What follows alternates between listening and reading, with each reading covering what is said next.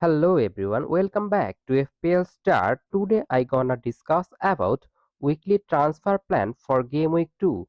So before starting, if you are new in this channel, please subscribe this channel for FPL content throughout the season. Now let's start. In this video I have divided game week 2 transfer into 5 category. They are priority, differential, sell, hold and ignore.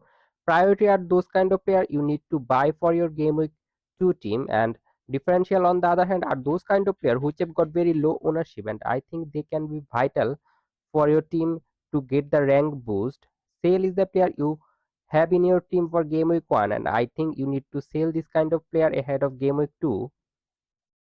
Hold is the player you have in your team. They do not perform well for game week 1 but I think they have great future ahead and that's why you should hold this kind of player. And ignore, you don't have this kind of player and I think you don't need to buy them.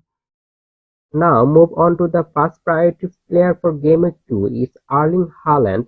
His next fixture is Ipswich home match and I think in this match Haaland can score at least brace but he can even score hat-trick in this match. So if you don't have Haaland you will struggle, and if you need to go for -4 hit to buy Haaland, I think it's still viable because in this match, I think he will play well. And if you look at his first match against Chelsea, it was an away match, and he got one chance, which was a tricky one, but he still finished. His expected goal per 90 was 0.33, but he scored one goal. So for game week 2, ahead of Ipswich home match, I think Haaland is a very good captaincy shout also, and that's why you should go for Haaland. Now move on to the second player in the priority list and it's Muniz. If you don't have Muniz, I think you might go for him because he's cheap. He's just 6 million, very cheap option.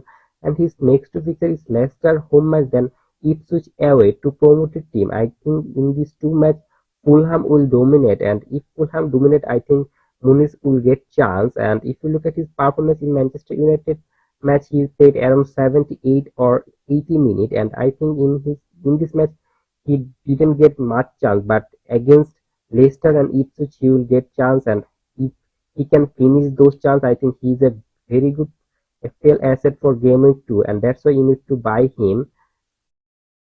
Now move on to the first differential player, and it's Robinson from Fulham. In his first match against Manchester United, Fulham expected goal concede ratio was 2.40, which is high, but I think ahead of Leicester home and Ipswich away, Fulham should improve their defensive data because these two are easy fixes for Fulham, and I am expecting clean sheet from Fulham in one of these two match. And one thing about Robinson is that he is quite attacking for Fulham, so he can give you attacking return as well. And if he can maintain clean sheet and also get attacking return, then he will get the bonus point. So I think he might be a very good differential for your team. And if you want to go for a 4.5 million defender, I think Robinson can be the option.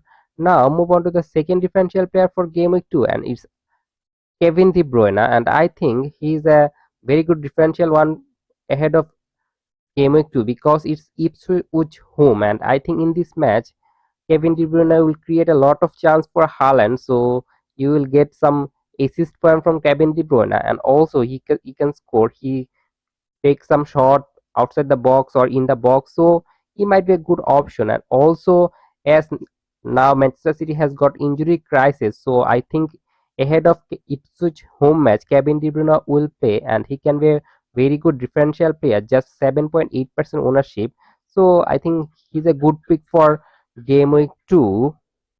Now move on to the first sale player for game week 2, and it's Darwin Núñez from Liverpool. In his first match against Ipswich away, he not even playing for single minute, and I don't think he will start against Brentford home match in game week 2, and that's why I think you need to sell Darwin Núñez if you have him in your team. Now move on to the second sale player for game week 2, and it's also a Liverpool player, and it's Kwanzaa. His pipe price is 4.5 million, very tempting, but I think you should sell Kwanzaa because I don't think he will start against Brentford. In his first match against Ipswich away. He was subbed off around 45 minutes because of the tactical reason.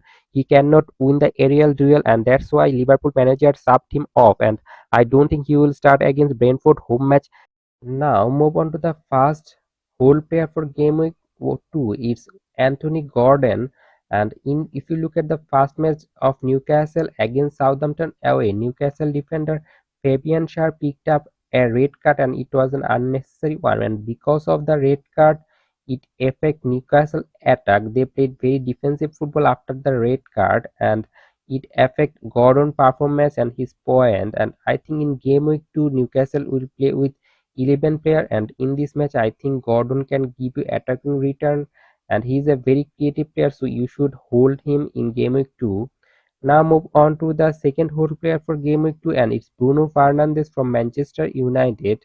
In his first match against Fulham, he played well in the first half in the false nine position. He get two easy chance, but he missed it. In other day he will finish that. And if you look at the second half when Jargi came in, Bruno Fernandes playing in the attacking midfield position number 10, and I think Bruno Fernandes will get chance in his attacking midfield position, and he's the also the penalty taker. So if you are a Bruno Fernandes owner still now, I think you should hold Bruno Fernandes for game week 2 because it's Brighton away. Brighton are not a very good defensive side, so I'm expecting Bruno Fernandes to score goal and get point in game week 2. Now move on to the first ignored player for game week 1, and it's Onana from Aston Villa. He is 5 million, very cheap option, and in his first match against West Ham he scored one goal, but I don't think it will continue, and he will not score goal I think after one game week, 9 or 10 game weeks. So why you will go for a defensive player like Onana just for 5 million? I think Rogers is a very good option in this 5 million bracket. So you can go for this Aston Villa attacker. I don't think Onana is a good option for a long time, and don't go for Onana. If you don't have Onana, don't go for him. He is a straightforward ignore for game week 2. Now move on to the second ignore player for game week 2, and it's a defender from Manchester United. It's Mazraoui from Manchester United, and his value is 4.5 million. Very tempting. And in first match against Fulham, Manchester United defensively played well. But if you look at the Mazraoui performance, he's performed well defensively, but he's not an attacking player. So why should you go for a Manchester United defense player who is not attacking? And Manchester United in last season defensively not solid, but this season they signed Mazraoui and delayed. This will improve their defense, but still I am not totally confident about Manchester United. And also in next two match he has got Brighton away and Liverpool home, to hard fixture to maintain clean sheet. So that's why I think you should ignore Mazraoui from your game week 2 team. Now I will summarize them all. The priority transfer for game week 2 is Erling Haaland and Muniz. If you want to make transfer, I think you should go for these two players. The differential player for game week 2 is Robinson and Kevin De Bruyne. They can be vital for your team if you want to get rank boost, and you need to sell Darwin and Konsa, this Liverpool duo, if you have, because I don't think they will start in the game week 2. And you should hold Gordon and Fernandes if you have them in your team, because I think they will perform well in the long run. And you should ignore Onana and Mazraoui from Manchester United, because I don't think they are a good FPL asset right now. Onan is not a good FPL asset, but Mazraoui can be a good FPL asset later. But at present, because of the fixture, I don't think Mazraoui is a good option. And that's all for today. If you enjoyed this video, please like this video, and if you are new in this channel, please subscribe this channel and don't forget to press the bell icon. Good luck for your team.